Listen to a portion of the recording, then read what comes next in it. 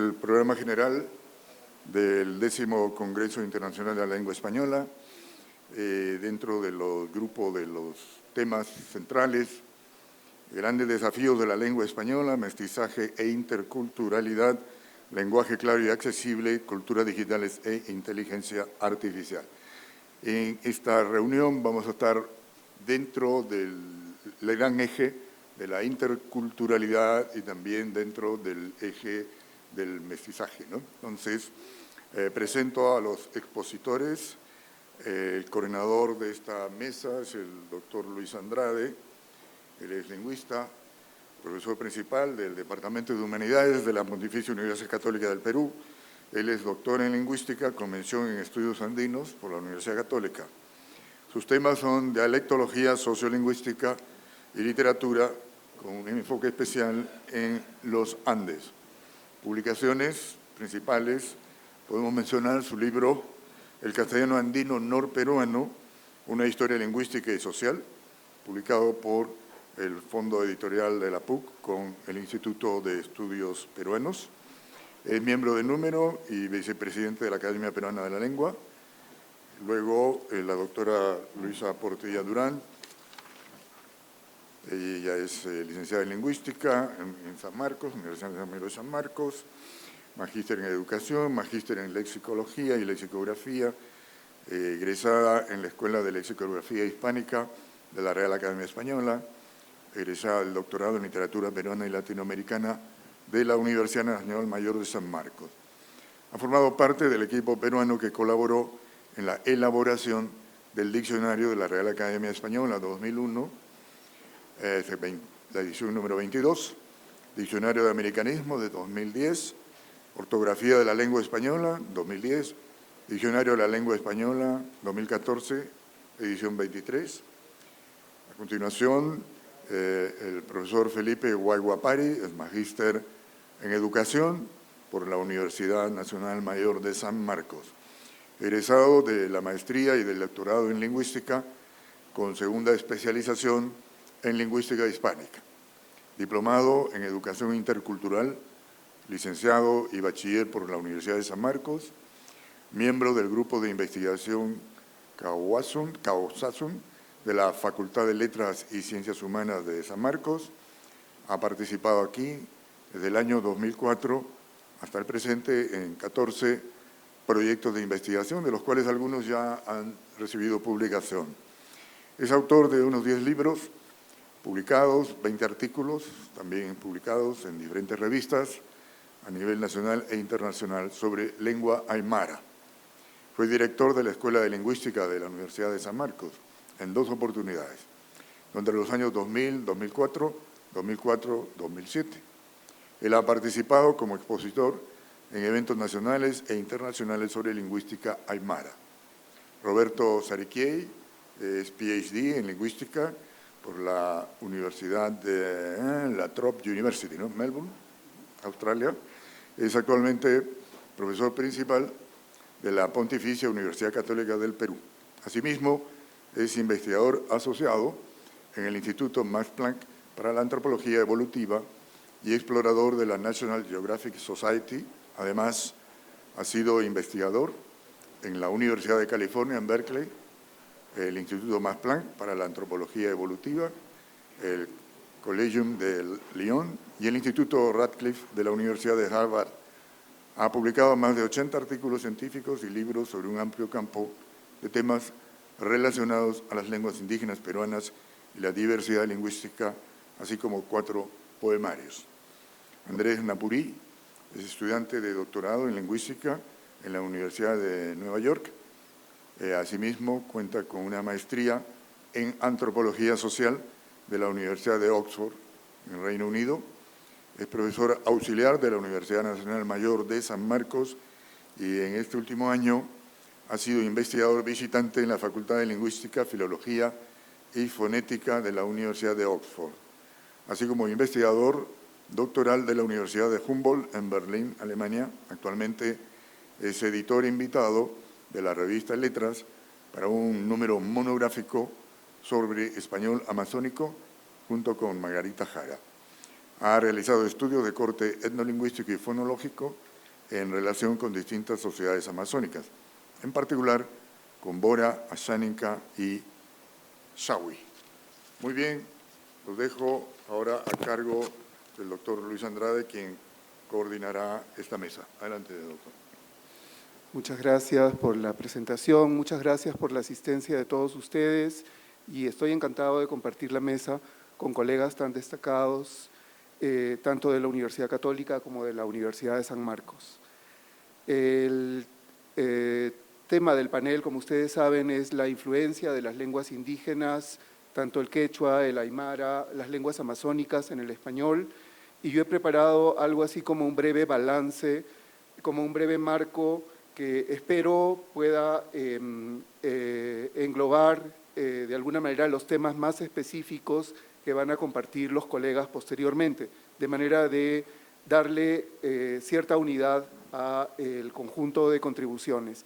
Esperamos tener al final una discusión, una conversación entre nosotros y, por supuesto, dar lugar a las preguntas de ustedes para enriquecer nuestra conversación.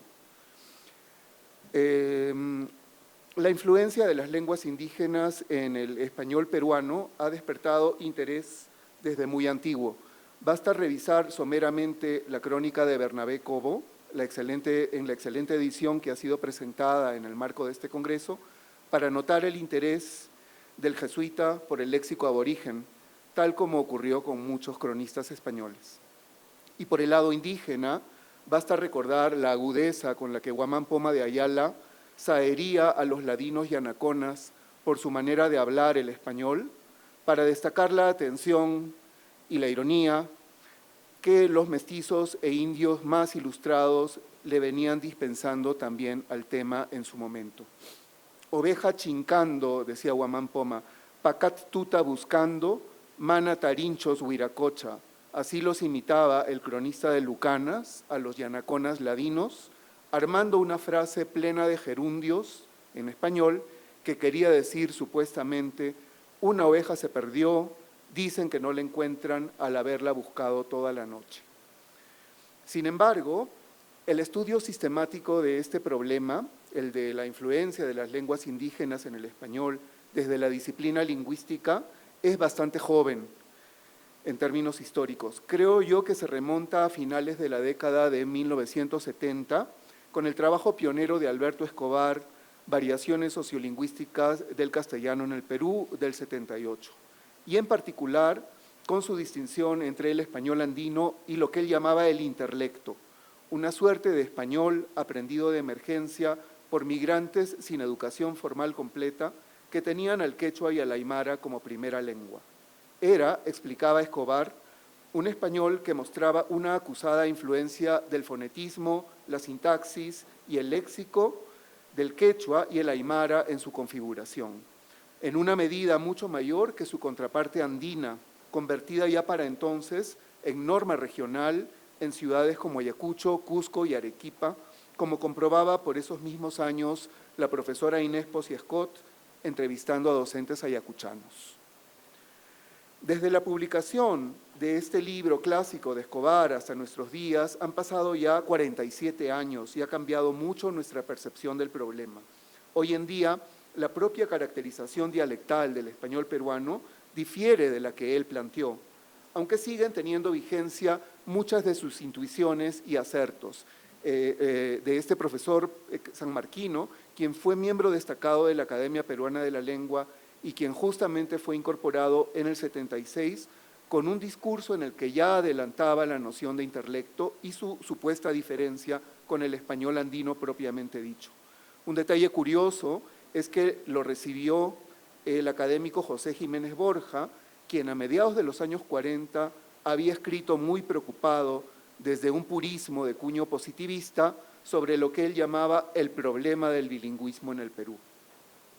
En lo que sigue, me propongo comentar dos maneras, si el tiempo me da, en las que el estudio de la influencia de las lenguas indígenas en el español se ha afinado en las aproximaciones recientes. Asimismo, quiero destacar brevemente dos de los problemas mejor analizados en este marco, para finalmente apuntar también dos líneas de trabajo que me parece sugerente investigar en el futuro. Voy a correr un poco para poder alcanzar esta ambiciosa meta.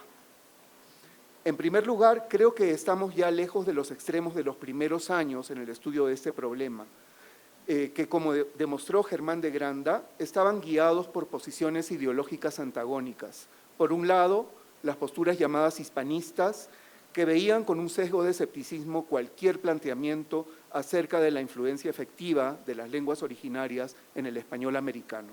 En nuestro país, nadie mejor que la lingüista Marta Hildebrandt para ejemplificar este polo hispanista de la atención al problema.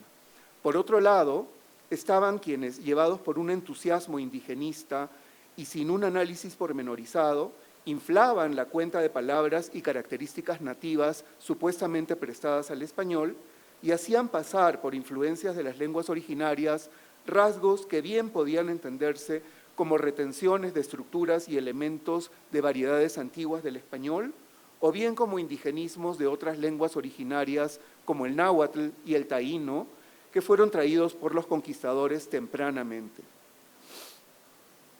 Una segunda manera, quiero decir que en este punto que nociones como las de pureza e impureza, que ambos polos de esos extremos manejaban, ya no tienen cabida alguna, felizmente, en el estudio serio de este problema. Una segunda manera en la que el estudio de este tema se ha afinado en los últimos años reside en el abandono de la distinción radical entre dos tipos de español en contacto con las lenguas originarias, una división que ya estaba presente en la propuesta de Escobar para distinguir tajantemente entre un interlecto y un español andino. En los últimos años ya parece haberse generalizado el consenso de que en realidad, cuando hablamos de español o de castellano andino, nos estamos refiriendo a un conglomerado muy complejo de hablas individuales caracterizadas de maneras distintas por la hibridez entre los recursos del español y recursos provenientes de las lenguas originarias, y que no podemos establecer fronteras claras entre la variedad de unos bilingües y otros supuestamente andinos. Más bien, parece que cada vez somos más conscientes de que estas son construcciones basadas en generalizaciones que dependen de la fineza de los datos empíricos que vamos recogiendo como investigadores.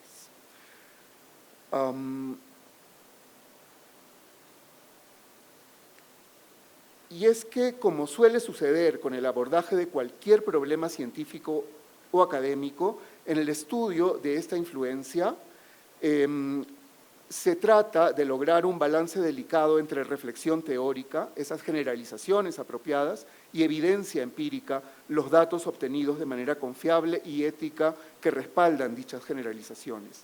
Y aquí vienen la mención a los dos breves ejemplos de avances en este campo de estudios que pueden ayudar a ilustrar las virtudes de este balance apropiado. Me refiero en primer lugar al estudio de la variación de timbre vocálico entre los pares IE y OU en el español en contacto con el quechua, el llamado motoseo en sentido estrecho, al que tal vez se referirá nuestro colega Felipe Guaigua en su presentación. Y un segundo problema que me parece que ha sido bastante bien investigado en su naturaleza de legado de las lenguas nativas es la doble marcación de las estructuras posesivas en casos como Suchompa de Juan Suchompa, pero también de mi meta de mí e incluso mi meta de mío en algunas variedades que no solo se reducen al español andino, sino que también alcanzan a las variedades amazónicas, de las que seguramente nos hablarán nuestros colegas Roberto Sariquiei y Andrés Napurí, aquí presentes. Un rasgo en común es que estos problemas son trabajados a través de los años, no solamente por un investigador o por un grupo de investigadores, sino por distintos acercamientos a los mismos problemas que van afinando y profundizando paulatinamente nuestra observación. ¿Cómo lograr que este balance, entonces, entre reflexión teórica y evidencia empírica anime a nuevos investigadores a profundizar en el estudio de este tema? Y aquí quiero llamar, en el medio minuto que me queda, la atención sobre dos vías que considero muy importantes para mejorar nuestra percepción del problema. El primero tiene que ver con la vieja dialectología. Recordar que variedades del español peruano están subestudiadas, muchas variedades en nuestro país, entre ellas justamente el español arequipeño. No conocemos mucho de sus características y esto tiene directa influencia en nuestra percepción de los fenómenos de influencia de las lenguas indígenas en el español. Y el segundo campo que me parece prometedor para investigar sobre este tema son las viejas relaciones entre lengua y literatura, que me parece han sido descuidadas de manera notoria en las últimas décadas por nuestros estudios. Yo creo que si abordamos más finamente ambos campos, tendremos más oportunidades de conocer de manera más fina, la influencia de las lenguas indígenas en las variedades de español peruano. Muchas gracias.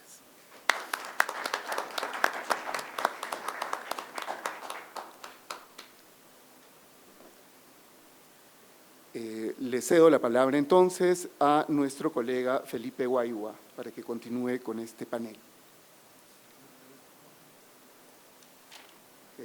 ¿Se necesita la proyección? Sí, gracias.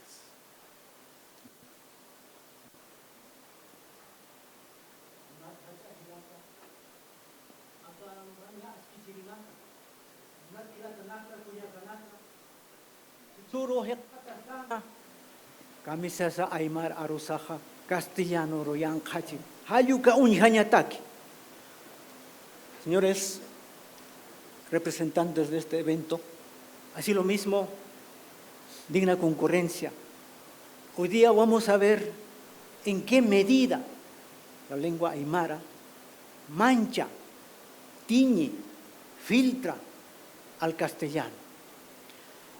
Para eso he viajado a España el año 2001, 2002 y casualmente nos encontramos, yo estudiando lenguas en contacto, el indigenismo, y la doctora que está a mí estudiando lexicografía también en Real Español. Y ahora nos encontramos en este evento.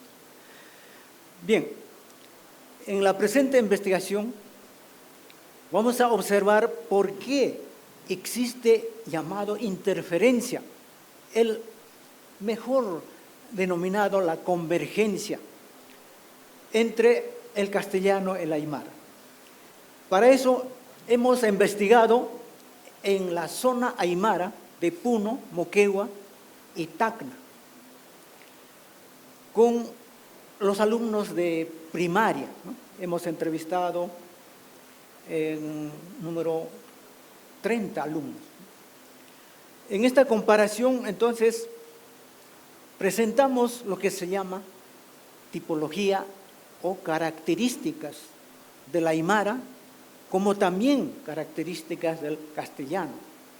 Martínez decía presencia, ausencia de segmentos. Justamente eso es lo que tenemos, la presencia de segmentos en aymara que está ausente en el castellano. Como producto de esto hemos logrado encontrar como 16 reglas que podemos llamar reglas de interferencia. El problema general es en qué medida influye el contacto de lenguas aymara-castellano en bilingües ya mencionados.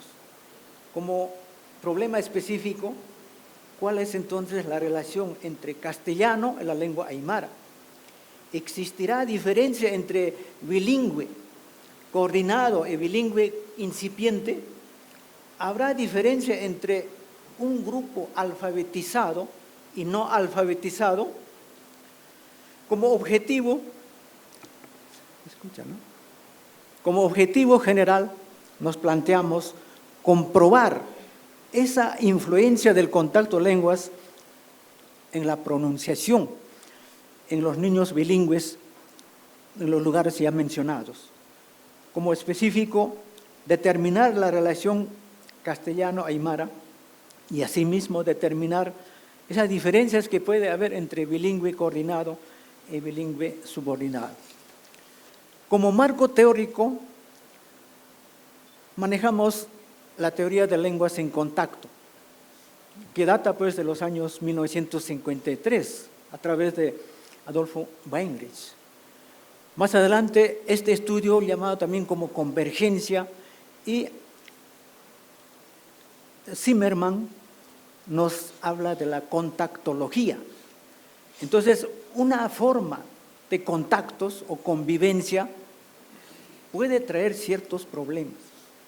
Al respecto, en este campo de contactología tenemos lenguas pidgin, lengua criolla, sustrato, el superestrato. En este caso vamos a trabajar sobre el sustrato, que tiene diferentes nombres. Unos, en el caso de la aymara, le llamaríamos aymarización, o hispanismo, o castellanismo, o préstamo del castellano a la aymara. Y lo inverso es el llamado superestrato, que se conoce como americanismo. Incluso hay un diccionario de americanismo que también tiene otro nombre, indigenismo, castellanización, aymarismo. Es el préstamo de la aymara al castellano. Puede ser de cualquier lengua indígena a la lengua castellana.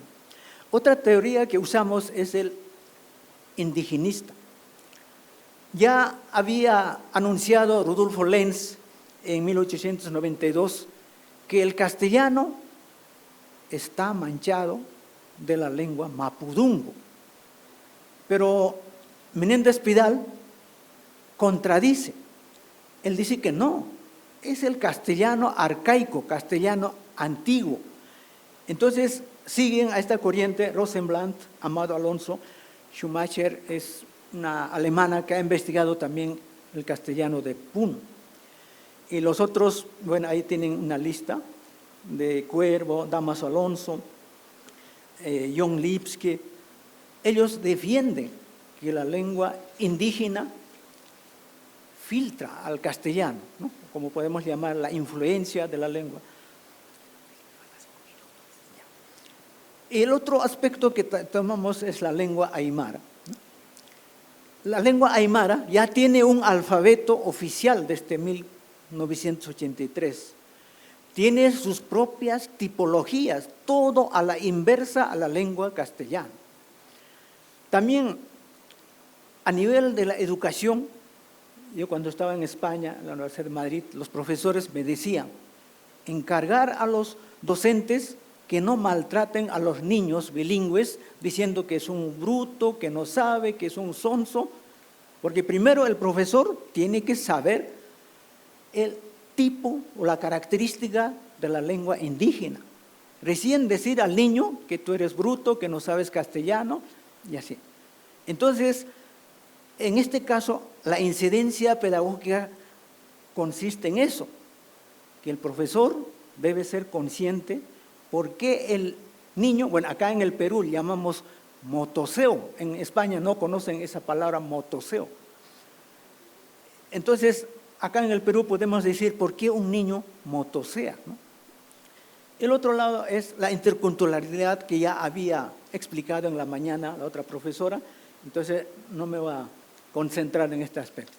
Como trabajo de campo, usamos tanto el cuadro fonético del castellano como también el cuadro fonético o fonológico del aymara. En cuanto al cuadro consonántico y vocálico, tenemos ahí en este cuadro, pero ¿qué notamos? Primero vamos a llamar la ausencia. En aymara no existe vocales medias, no existe EO, no hay diptongo, no hay consonante final, no existe BDG, no hay FZ, no hay R múltiple, no existe grupo consonántico inicial, no hay acento ortográfico, además no hay poligrafías y otras más. Estos 9 mencionados es a la inversa en castellano. En castellano existe diptongos, consonante final, etcétera, etcétera. Entonces, ¿en qué medida esto nos trae lo que conocemos reglas de interferencia? Bueno, entonces acá tenemos, primera regla, el alzamiento vocálico o cierre vocálico.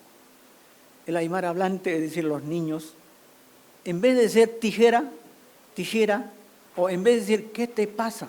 ¿Qué te pasa?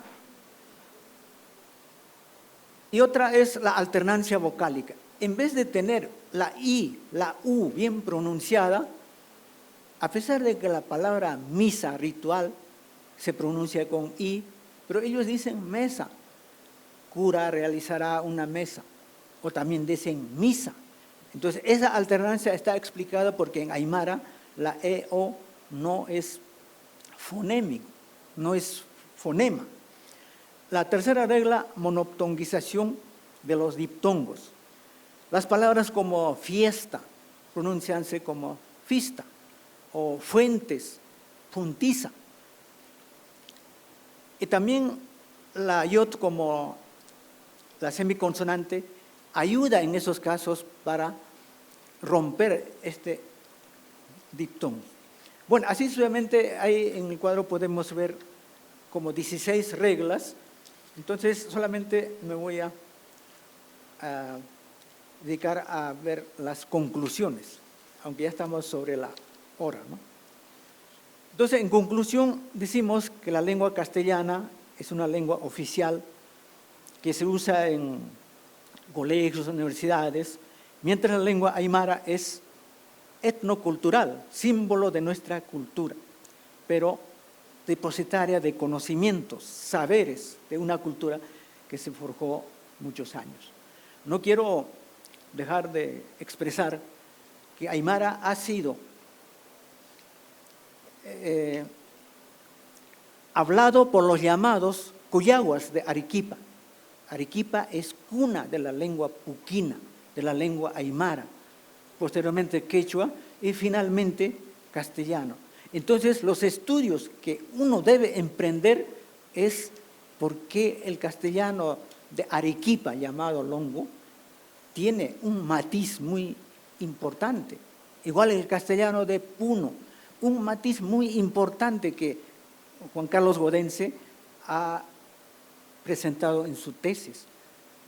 Entonces, bajo esas formas podemos ir pensando que nuestras lenguas, ya sea aymara, quechua, están vivas, pero por largo tiempo va a haber un castellano que esté también manchado. Algunos dicen que es el castigo que recibe el castellano haber llegado a este país, porque va a estar teñido, lo que llamamos influenciado por nuestra lengua. Gracias, señores, por este momento.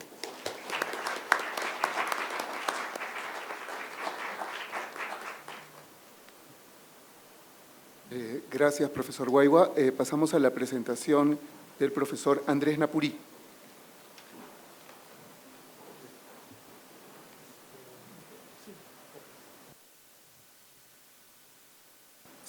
Sí, se escucha bien, ¿no? Bien, buenas tardes. Les agradezco la asistencia a esta mesa y también agradezco la invitación para poder participar junto con tan queridos colegas. En mi caso, en realidad, quería hacer una suerte de presentación de un proyecto editorial que va a salir publicado a finales de este año con la revista Letras de San Marcos. La revista Letras tiene ya poco más de 90 años, el claustro de la Facultad de Humanidades de San Marcos. Y justo junto con la profesora Margarita Jara estamos editando un número especial sobre español amazónico, en el que bueno, estamos muy contentos con el alcance, y mal que bien me gustaría hacer la presentación un poco en torno a eso de cuál es la importancia de estudiar español amazónico, qué características tiene y de pronto también quizás algunos prejuicios que existen en relación con estas variedades. Entonces, inicio. La región amazónica peruana, una vasta y vibrante área de bosque tropical, constituye una superficie aproximada de unos 67.9 millones de hectáreas, desde los departamentos de Loreto, Amazonas, San Martín, Ucayali, Madre de Dios, partes de la selva Cajamarca, Huánuco, Junín, Pasco, Cusco, Ayacucho, Puno, Piura, La Libertad y Huancavelica. Esta región es rica ecológica, lingüística, culturalmente y económicamente. Las comunidades amazónicas despliegan una extraordinaria variedad de culturas, lenguas e identidades. Las variedades españolas de esta región han sido esculpidas a través de siglos de contacto con lenguas indígenas, legados coloniales y transformaciones sociales. El español peruano amazónico no es monolítico, es más bien una constelación de variedades regionales que reflejan una compleja relación entre el español y las lenguas indígenas que aún se hablan en estas regiones. Estas variedades de español han sido profundamente influenciadas por las fonologías locales, los patrones sintácticos, estructuras morfológicas y semánticas de estas lenguas. El multiculturalismo de la Amazonía peruana es inseparable del multilingüismo. El español sirve como lengua franca entre los hablantes de lenguas indígenas y también como vehículo de expresión de las identidades, tradiciones orales y visiones del mundo. En muchos casos, el español amazónico es la primera lengua de las generaciones jóvenes que viven en zonas urbanas y rurales, donde la herencia indígena y mestiza converge. Sin embargo, esta riqueza lingüística se encuentra amenazada. La rápida urbanización, gentrificación, migración, industrias extractivas y políticas educativas favorecen el español estándar y contribuyen a la erosión y marginalización de las hablas locales y de las lenguas indígenas. Este volumen que estamos trabajando para la revista Letras lo conseguimos como una necesidad urgente de documentar, analizar y celebrar el español amazónico peruano, y es el primero publicado por una revista académica peruana casi íntegramente en español. Por eso agrupa estudios sobre variedades de castellano amazónico peruano, hablado tanto por monolingües como bilingües, que intenta capturar las voces de los hablantes de distintas regiones y contextos sociales, con el fin de valorar la diversidad lingüística de la Amazonía y contribuir a los estudios sobre variación, contacto y preservación lingüísticos. Así como las hablas de las capitales y zonas urbanas han recibido la mayor atención durante décadas en la dialectología hispánica, la presente edición pone atención a las hablas de zonas rurales o centros urbanos alejados de la capital.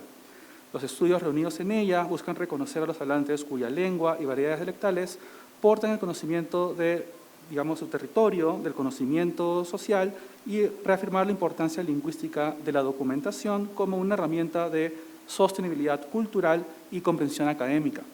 Intenta apoyar a que las variedades locales continúen vibrantes y cambiantes, fortaleciéndose y transmitiéndose a través de las generaciones de manera que las culturas e identidades amazónicas resistan las fuerzas homogenizadoras, la discriminación y la racialización de las hablas locales. El español amazónico entonces ha emergido como un grupo de variedades distintivas, resultado del contacto prolongado e intenso entre el español y las lenguas indígenas, especialmente aquellas pertenecientes a las familias como quechua, arawak, pano, tucano. Este contacto se ha desarrollado en contextos de bilingüismo y desplazamiento lingüístico, donde las lenguas originarias han ido perdiendo hablantes a favor del español, pero dejando una profunda huella estructural en él. A diferencia de un simple proceso de destrucción lingüística, el español amazónico constituye un ejemplo claro de reconfiguración gramatical y fonología motivada por la influencia del sustrato. Las lenguas han transferido al español rasgos de su propia organización morfosintáctica y fonética. Este fenómeno se observa, por ejemplo, en el uso variable de los críticos de objeto directo e indirecto, como el frecuente uso de le, ¿no?, en comparación con el español estándar limeño, o casos, por ejemplo, donde el crítico la también ha casi desaparecido. El proceso de alternancias de códigos también está presente en muchas comunidades bilingües, donde los hablantes combinan el español y la lengua indígena dentro de una misma conversación e incluso en una misma oración. El fenómeno que contribuye a la formación de un continuo lingüístico en el que las fronteras entre las lenguas se vuelven difusas, lo cual a mí me parece francamente bien interesante. La variación etnolingüística del español refleja además una amplia gama de influencias locales que se configuran en rasgos fonológicos y prosódicos particulares. Un dato muy interesante, por ejemplo, es que en términos de entonación y prosodia, ¿no?, ciudades como Iquitos y Pucallpa tienen una entonación muy parecida a pesar de estar a 500 kilómetros de distancia, algo que, no sucede en otras regiones del país, ¿no? También podemos destacar, por ejemplo, la aspiración o la elisión de la S, la neutralización de sonidos líquidos como RL, y la tendencia a mantener, un ritmo silábico relativamente, más regular. Ya. Solo para avanzar un poquito más. En este contexto, la lengua no solo funciona como un vehículo de comunicación, sino también como marcador de pertenencia social y étnica en un espacio donde las fronteras entre el español indígena y el criollo son más sociales que lingüísticas. En suma, el español amazónico debe entenderse como una variedad dinámica, producto de procesos de contacto, desplazamiento, creatividad lingüística, que continúan redefiniendo la relación entre las lenguas indígenas y el español en la Amazonía contemporánea.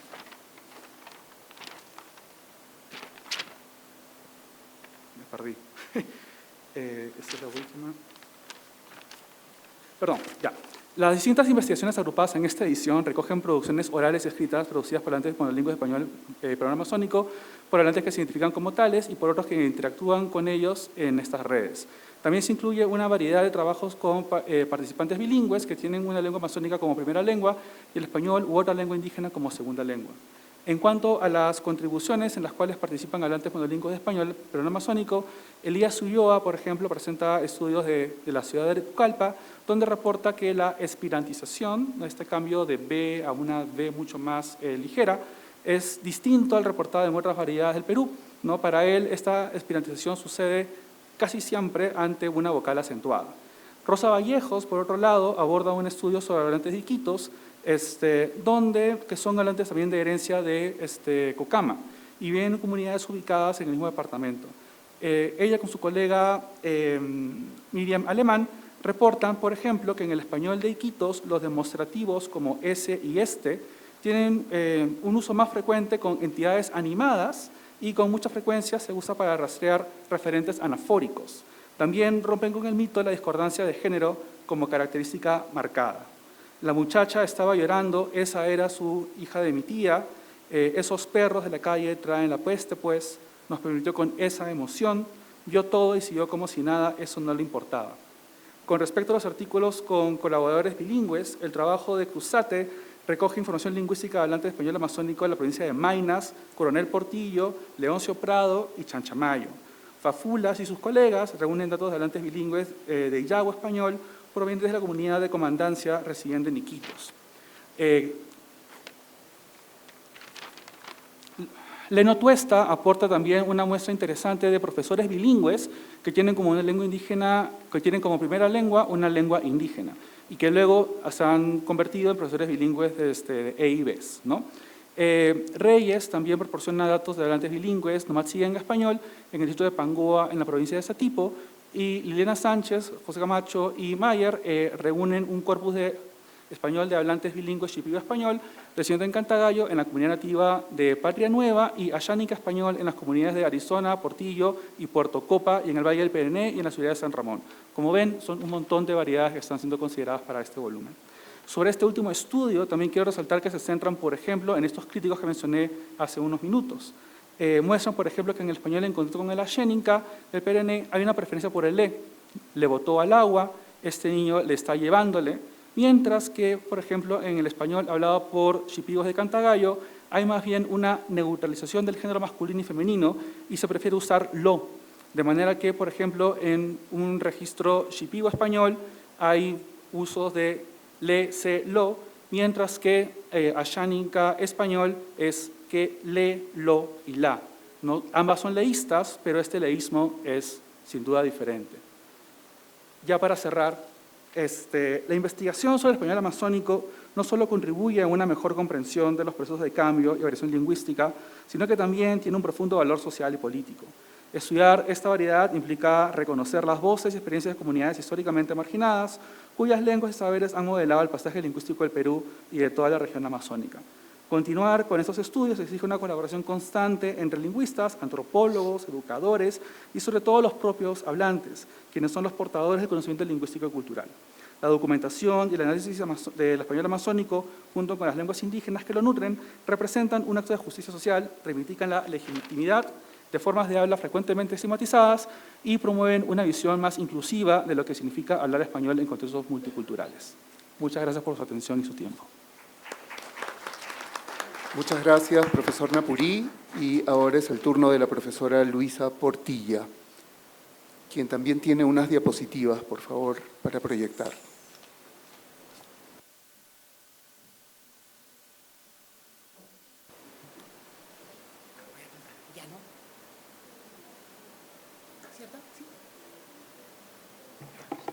Gracias. ¿Se escucha? Estoy un poco afónica. Gracias. Bueno, el título, como ustedes observan, es una muestra de hibridación lingüística en Cajamarca, Loreto, Lima, Arequipa y Puno.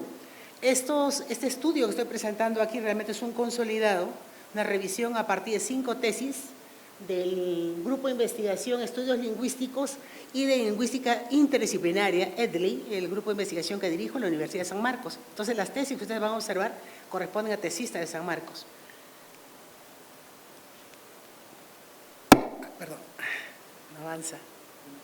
A ver, ahora sí. Gracias, muy amable. Listo. Brevemente, porque ya veo que el tiempo vuela, señalar que acerca de la hibridación lingüística solamente, bueno, voy a indicar una idea de Winnow, mezcla de lenguas para la construcción de nuevas voces. Vamos a ver justamente eso en las voces. Este es un enfoque biologicista. La hibridación se observa en distintos campos temáticos. La creación de una lengua híbrida no es un proceso puramente composicional, como lo vamos a ver también en las voces, porque no solamente se trata de composición, más bien se trata de derivación, fundamentalmente.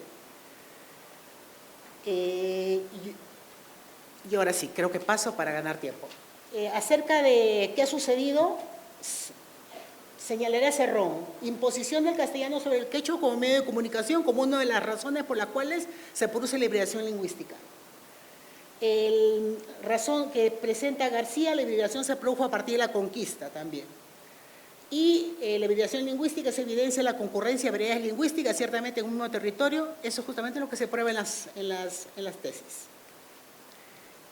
Hibridación lingüística tipos, aquí voy a un punto básico que sería aquí, el punto 2, ¿qué tipo de hibridación vemos fundamentalmente en el corpus? Hibridación secundaria, mezcla de lenguas a causa de contacto de hablantes. En este caso la hibridación se observa fundamentalmente en lexemas, en el corpus se observa en lexemas. Ahora vamos al caso de contacto de lenguas o contacto lingüístico. Bueno, señalar que el caso de contacto de lenguas, que es lo que motiva justamente el resultado que vemos en el corpus, se debe a que coexisten varias lenguas dentro de una misma zona o una comunidad lingüística. Eso es lo que pasa justamente. Coexisten lenguas. Vamos a ver qué lenguas. Ahora vamos a la primera tesis. Esta fue la tesis en la que se trató en estricto de la hibridación lingüística, en Cajamarca. Es un estudio acerca del léxico cajacho. Las otras tesis no tienen como fin estudiar hibridación. Sin embargo, uno puede identificar hibridación. Y entonces, con ello lo que he querido mostrar es cómo recorre la hibridación, distintos corpus, y que ello se observa fundamentalmente en el léxico, en esta tesis. Vemos aquí, miren ustedes, lo que está marcado con negrito es la raíz, en este caso la raíz quechua, y lo que ustedes ven con el otro color es el sufijo en español, para hacerlo más rapidito, ¿ya? Entonces tenemos yupir, a la raíz yupi, arañar, se le agrega el sufijo ir, y tenemos rascar quitando parte de la superficie. Bueno, vamos a ver en español, vamos a ver en el texto. Dicen, me yupido la rodilla cuando me resbalé.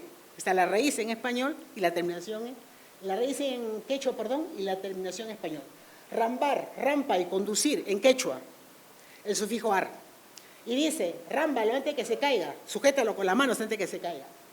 Luego tenemos mapioso, mapa, sucio, falto de aseo, le aumentó oso. El sufijo oso le aumentó. Este Juan es mapioso, este Juan es sucio, quiere decir.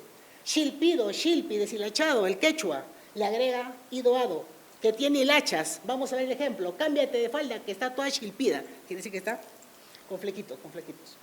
Lorosenja, loro, acá sí tenemos composición. Loro del animalito en español y senja del quechua, nariz. Y lorosenja, ¿no? Que tiene la nariz parecida al pico del loro. Ejemplo, cuando te moleste, dile lorosenja. Paltancho, aquí tenemos la raíz palta, aplanado, del quechua, más ancho del español. Y dice, necesito una piedra paltancha, es una piedra ancha y plana. Bien, ahora tenemos el léxico tarapotino, de la zona de Loreto. Y tenemos, miren, fíjense ahí, lo negrito es la raíz en quechua. A la derecha el sufijo, ar, ero, ear. El primer caso, ñacar, indica desear el mal. Equitachero, abrir. Y chitarear, bueno, realmente chitari es un pez fluvial. Si tenemos ñacay, y tenemos, ahora vamos a ver en embrujar, en el ejemplo, ¿ya? Dicen que esa mujer sabe cómo ñacar a los hombres, sabe cómo empujar a los hombres. Luego tenemos Juanito es quitachero, porque como es abrir y destapar, padece diarrea, entonces en ese sentido es el quitachero. Luego tenemos pescar en un río de bajo caudal, como le dije que es chitar y pez, ayer salía a chitarear con mis amigos, salía a pescar con mis amigos. Luego tenemos el estudio lexicográfico de la actividad textil en el distrito de Tupe, Tupe, Lima, Sierra Norte, Sierra de Lima, perdón. Por tanto, ahí se habla jacaru. Entonces vamos a ver raíces jacaru con español. Y acá tenemos, miren, miren la raíz en negrito y qué sufijo está predominando, el sufijo infinitivo ir del español. Y tenemos milki, que de hecho el profesor ¿cómo se pronuncia? Excelente, el profesor lo pronuncia porque él pues caramba es del lugar, ¿no? de esa zona, sabe pronunciar muy bien el aymara y como no es jacaru. Entonces tenemos ahí torcer, dar vueltas a los hilos, sajir, saju, tejer, tejer con telar. Talir es otro, sajir es tejer con manta, claro, no es lo mismo. Uno es dar vueltas con hilos y el otro es tejer el otro caso es tejer con telar. Y luego tenemos aquí también talir, talurdir, preparar los hilos para pasarlos al telar. Hay varias cosas para talir. ¿Qué se puede talir? Con guaraca se puede talir, trenza, faja, etcétera, etcétera. Listo. Luego tenemos estudio lexicográfico de la ganadería en la fiesta de la Ranza del distrito de Tupe.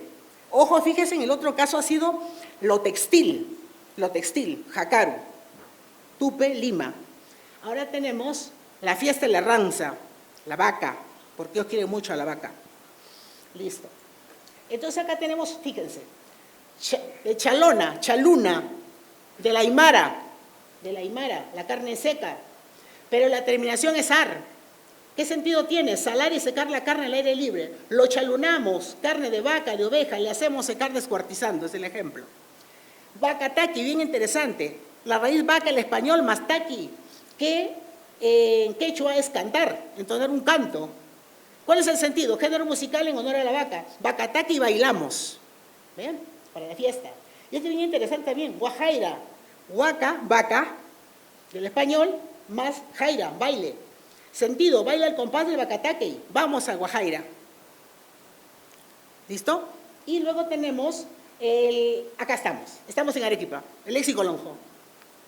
El lexicolonjo, acá quiero señalar que las entradas comienzan de esa manera porque los informantes pidieron estrictamente que no se escriba con Q ni que se escriba con K, que se escriba con C o que se escriba con doble C. A pedido de ellos se mantuvo ello. Calcha y cegar. Miren las terminaciones para ganar tiempo. Ar, ado, y acá un compuesto, cascahueso. Y lo vamos a entender, mire, porque eso también se ve en español, la van a verlo ahorita. Calchar, calcha y cegar, cortar con la hoz. Mañana tenemos que calchar el maíz, cortar con la hoz el maíz. Siguiente, cagueado, caglia, ranura, con hendidura. Ese niño tiene el labio cagueado, ese labio leporino está abiertito. Y miren acá, cascahueso, casca, sabor amargo, más hueso. Casca más hueso, que reniega con frecuencia. Ese viejo cascahueso ha venido en la mañana. ¿Y ustedes han escuchado cascarrabia? Ahí saben, ¿lo ven? Cascarrabia. Interesante, sino que acá es cascahueso. Chenchoso, que viene de quencha, mala suerte, más oso. Persona que tiene mala suerte. Chancalomo, bien interesante también este caso, porque es chanca y golpear más lomo de español. ¿Qué sentido tiene? Es el esposo conviviente maltratador. Siempre lo veo toda moreteada, seguro es por su chancalomo. ¿Ustedes han escuchado? Hay chancante y hay machucante. Ya podemos entender. Muy bien. Chinchules. Chinchul más el sufijo es. Y acá tenemos forma ya muy similar que conocemos. Veamos aquí el último, que es el estudio de la comunidad de Poquera. Y mira terminaciones, ar, y aquí tenemos uno muy bonito que termina en ada. Tarca, instrumento musical de viento hecho de madera, más su sufijo ada. Música representativa de Poquera que se toca principalmente con la tarca. La tarqueada no puede faltar en la fiesta de Candelaria. Y eso quiero señalar, ¿no? Qué bonito y qué interesante es estudiar la lengua de nuestro país, ese contacto que existe, e irlo descubriendo, irlo revalorando, y disfrutar de ello, porque esa diferencia genera riqueza, una riqueza cultural que nos hace falta, creo todavía, seguir valorando o valorar mucho más. Gracias.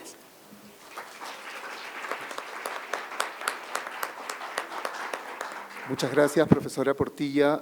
además por ceñirse también al tiempo, y es el turno del profesor Sarikiei. Bueno, buenas tardes. Gracias por su asistencia y gracias también a los organizadores de este congreso y de esta mesa por permitirme participar.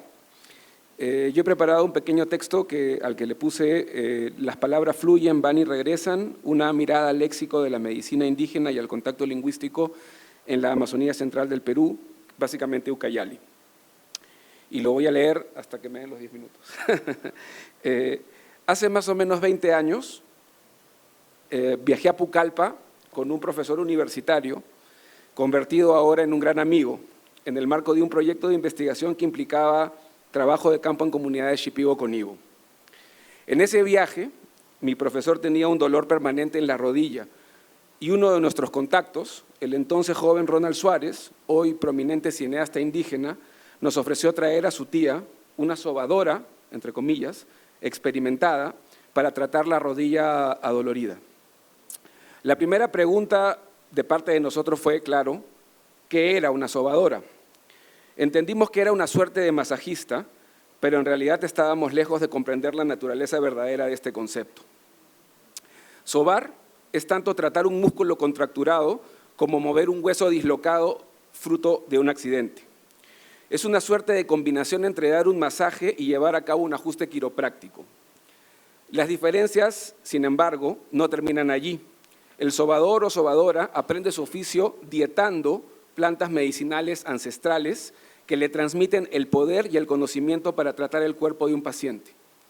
Además, un sobador trata otros males que pueden tener un impacto corporal, incluyendo la brujería. El significado de sobador o sobadora, en realidad, no tiene nada que ver con su homónimo en el español estándar. Y es el resultado, probablemente, de un calco semántico de alguna palabra en lengua indígena, como la palabra Shipibo-Conibo Shuyuti o Shuyutai, que porta todo ese significado que les acabo de contar. Se trata de un concepto claramente distinto al de masajista o fisioterapeuta. La palabra sobador se ha transformado semánticamente fruto de una reinterpretación desde una conceptualización indígena. Pero volvamos a la anécdota. La señora, la sobadora, llegó a nuestro hotel donde auscultó con paciencia la rodilla lastimada de mi profesor. Hablaba en Shipibo-Conibo, pero cada tanto se le escuchaba decir la palabra lisiado. Mi profesor respondía que no estaba lisiado, que podía caminar, que solo le dolía la rodilla. Y era cierto, mi profesor no estaba lisiado, sino que, tal como lo explicó Ronald, tenía lisiados en la rodilla. De hecho, 3. Lisiado entonces nuevamente estaba siendo empleado de una forma distinta a la que nos dicta nuestra intuición de hispanohablantes. El español nos dice que solo las personas están lisiadas, no así las partes del cuerpo. Sin embargo, aquí, lisiado no era un adjetivo que describía una condición permanente de mi profesor. Era un nombre que refería a un tipo de lesión específica que la sobadora pudo identificar palpando su rodilla. Esto es fundamental, pues nuevamente estamos ante un calco semántico. La palabra que ha servido de fuente para este nuevo significado de lisiado es la palabra Shipibo-Conibo tubí.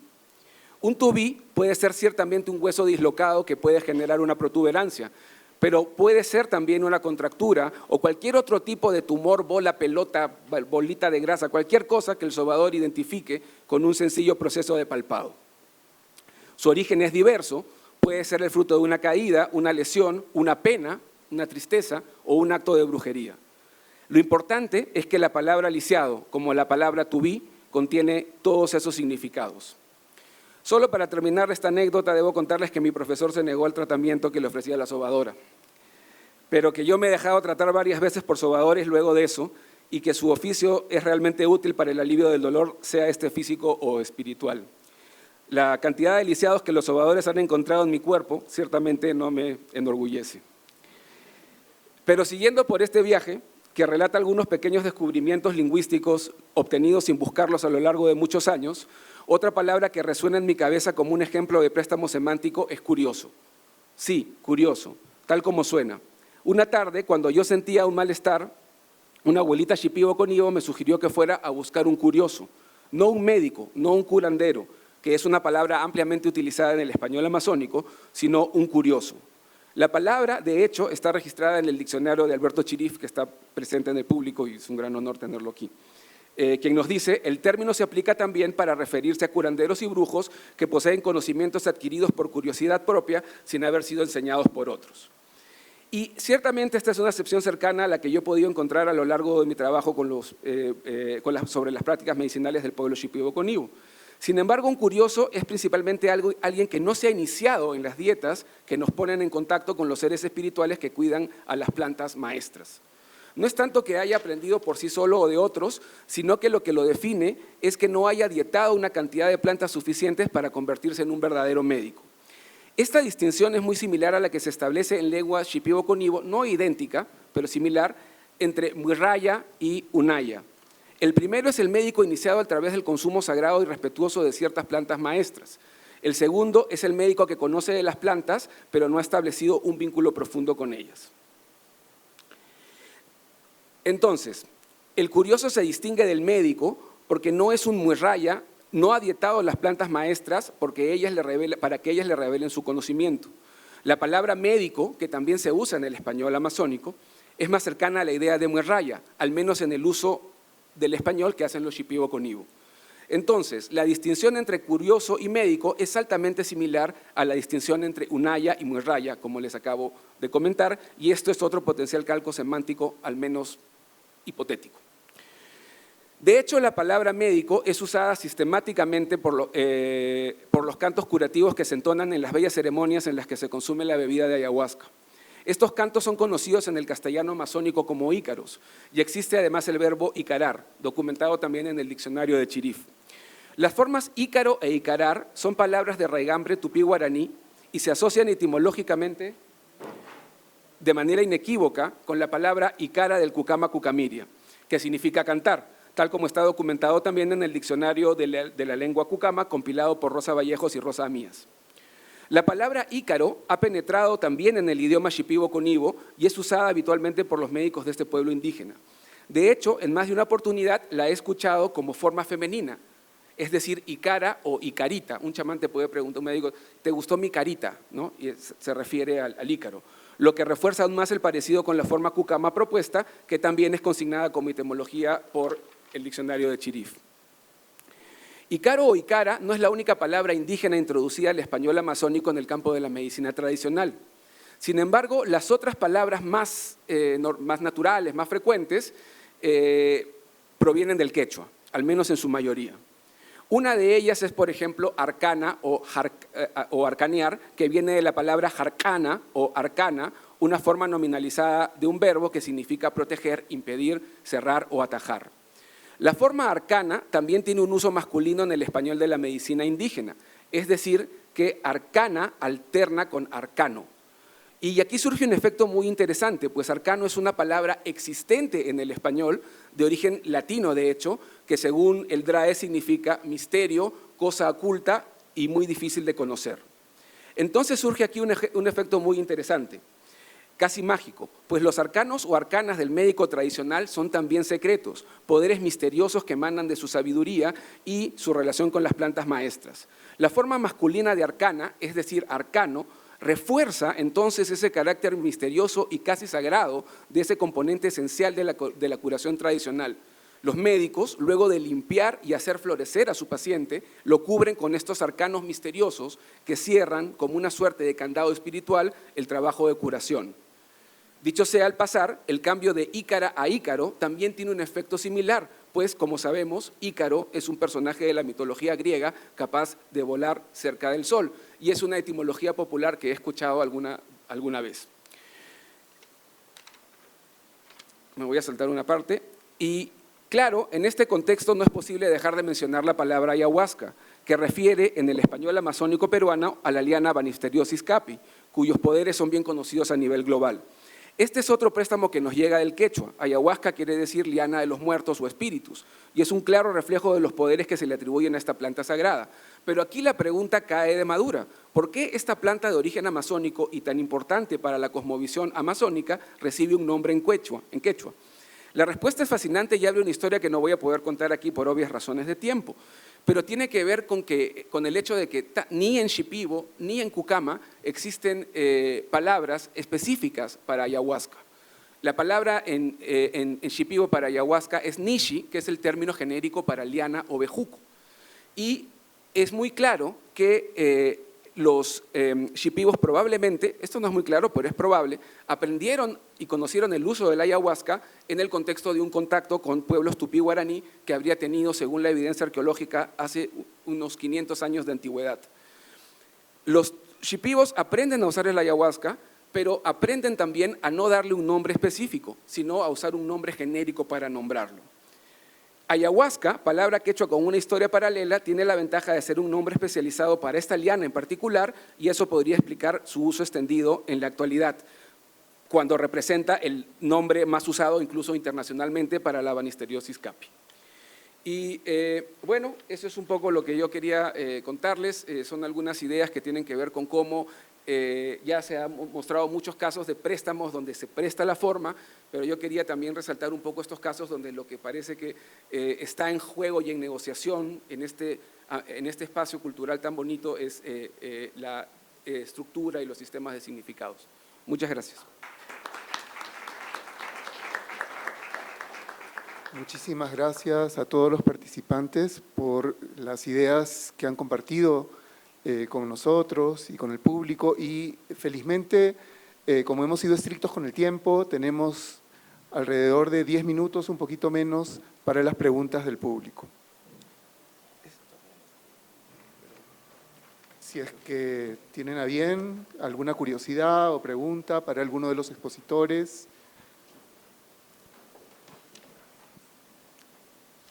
Mientras se van animando, tal vez yo podría plantear una inquietud para quien la quiera recoger en la mesa, y es cómo se sienten respecto a la palabra mestizaje para hablar de estos temas, porque la profesora Portilla nos ha hablado de hibridación, el profesor Napurí nos ha hablado muy claramente de la reconfiguración del español a partir de las lenguas indígenas, y es muy llamativo para nosotros que no haya aparecido la palabra mestizaje en el conjunto de presentaciones, ¿no?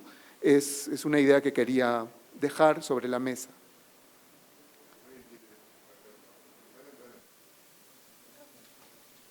No, yo solo tenía un comentario a la presentación de Roberto que me pareció muy interesante, porque hay un espacio de una etimología de estos términos, que es un poco una etimología que se ha desarrollado a lo largo de cientos de años, pero que, digamos, no se ha registrado quizás formalmente, ¿no?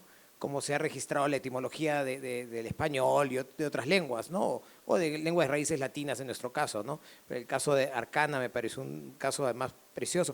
Pero el caso de la ayahuasca me parece muy interesante porque es un término quechua que se ha expandido al uso, digamos, el término se ha expandido y ha cruzado las fronteras, ¿no? En Brasil también se usa, ¿no?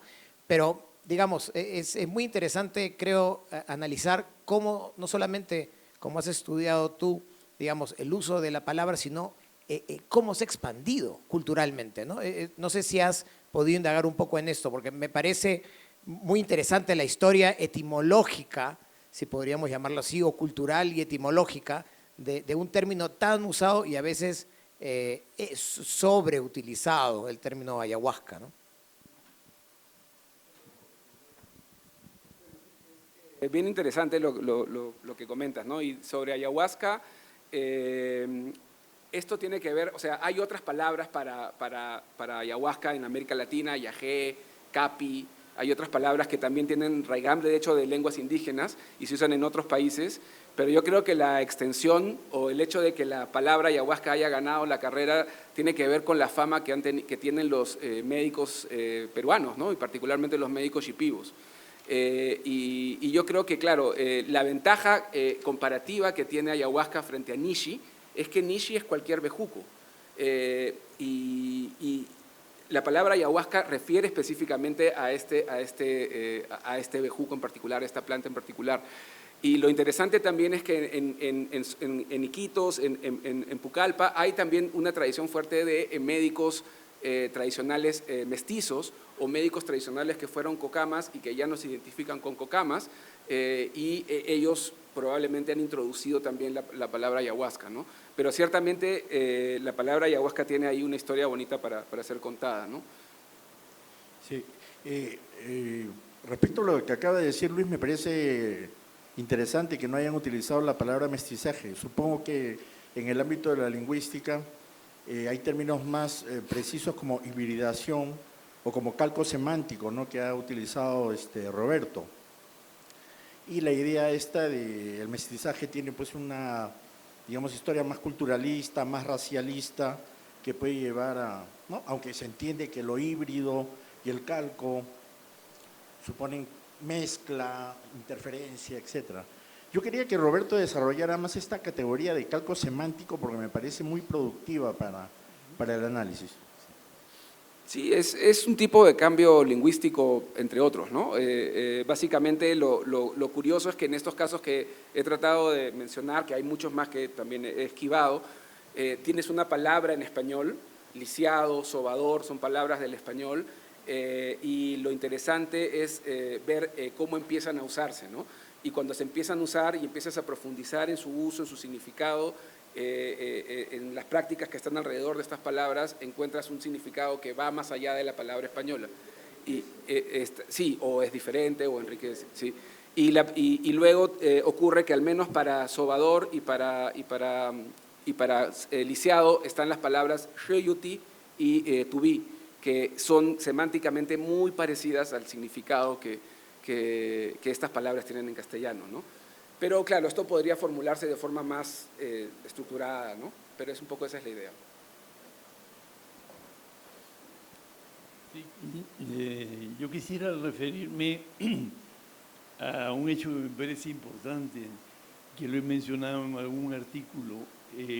Hablar de castellano amazónico me parece una generalidad, porque normalmente uno se refiere al castellano amazónico que uno más conoce, que uno más le resulta atractivo, que es el loretano, ¿no? Pero luego hay una variedad muy grande, incluso dentro del propio Loreto hay una variación muy grande.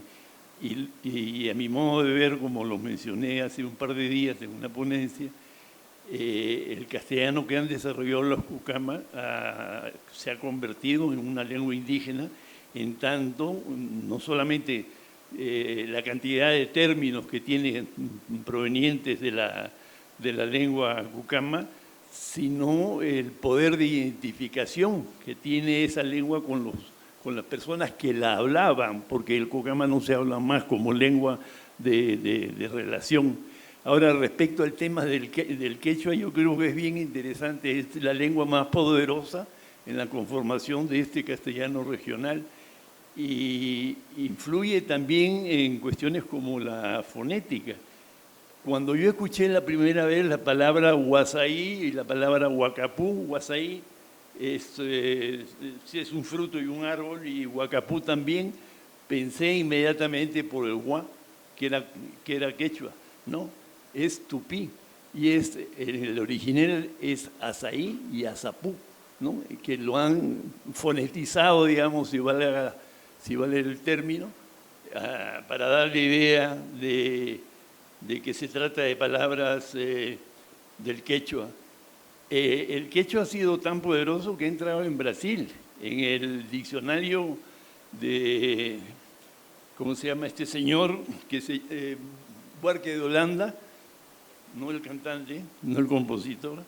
Yo he encontrado por lo menos 3 palabras: cancha, charqui y chácara, ¿no? 3 palabras, y las aclaran que se trata de palabras que provienen del quechua y están en el diccionario de Brasil. Entonces la influencia del quechua ha sobrepasado largamente.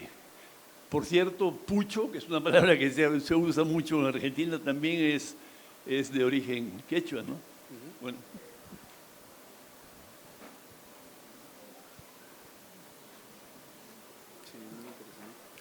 Yo creo que tenemos espacio para 2 preguntas más y porque tenemos una mesa a continuación, ¿no? Tenemos un tiempo de receso. Me levanto, ¿no? Perfecto. Buena tarde con todos. Yo soy una señorita viajera, se podría decir, ¿ya? Entonces he tenido contacto con población aymara, con población quechua también, y actualmente me encuentro en ese rol. Entonces, yo, por ejemplo, a lo que me dice el doctor de las palabras cancha, no es una palabra canchita, ¿no? De la canchita de tostar, maíz tostado. También cancha deriva del quechua de un cerco, ¿ya? Cerco para las ovejas, cerco para las llamas. Ahora yo les digo, ¿no? Aquí, por ejemplo, no sé cuántas personas hablan quechua hablantes o aymaristas, no sé cuántos haya, los que están entendiendo perfectamente. Pero también yo quisiera, no sé, de alguna manera aportar de que así como yo he viajado a determinadas comunidades campesinas, hay población quechuahablante, Arequipa quechuahablante, que en algunas comunidades se está dejando de hablar el quechua, ¿no? No sé si a la población aymara le pasa lo mismo, ¿no? En algunas comunidades también está pasando lo mismo. Población adulta sí maneja el quechua, habla perfectamente el quechua, pero ¿qué pasa con los jóvenes o con los niños? Tú vas a las escuelas, yo que paro viajando, Yanque, Hachaña, paro viajando, en las escuelitas de 25 alumnos hablan 5 quechua, 6 quechua. Entonces, espero que más adelante también se siga implementando, ¿no?, la lengua materna quechua en estas instituciones educativas donde antes netamente eran quechuahablantes, ¿no? Es un poquito y aportar algo que actualmente está pasando en nuestro país. Gracias. Muchísimas gracias. No sé si alguien quisiera comentar, el profesor Guaywa de repente. Bien. Yo tenía interés de saber qué lenguas realmente existen en el Perú. Entonces, como estaba diciendo, en Arequipa hay Puquina, la región, la quinta región, Colisuyo. Igual hablaban en la zona de Collahuas, Colca, Aymara. Entonces, si uno compara a una señora con vestimenta de Colca con uno de Moquegua, es igual. En Moquegua hay una lealtad lingüística a su aymara. Las mujeres no tienen vergüenza de hablar aymara. Bien, digo esto porque es conveniente que los estudiantes se fijen en qué medida nuestras lenguas indígenas o las lenguas nativas puede estar influenciando al castellano. Ese estudio es bastante importante porque, por ejemplo, en España hay un posgrado que se llama indigenismo y otro contacto de lenguas. Allí le dan importancia a esos tipos de estudios. Ahora, el indigenismo ya no es la reivindicación del indio, sino es el estudio científico de las expresiones orales de un bilingüe. Se estudia, por ejemplo, el lenguaje de Icaza, de Arguedas, de Vargas Llosa, el lenguaje de Vallejo, porque ellos han tenido contacto con lenguas indígenas. Muchísimas gracias, profesor Guaywa. Muchísimas gracias a los participantes y a ustedes, al público, por sus intervenciones.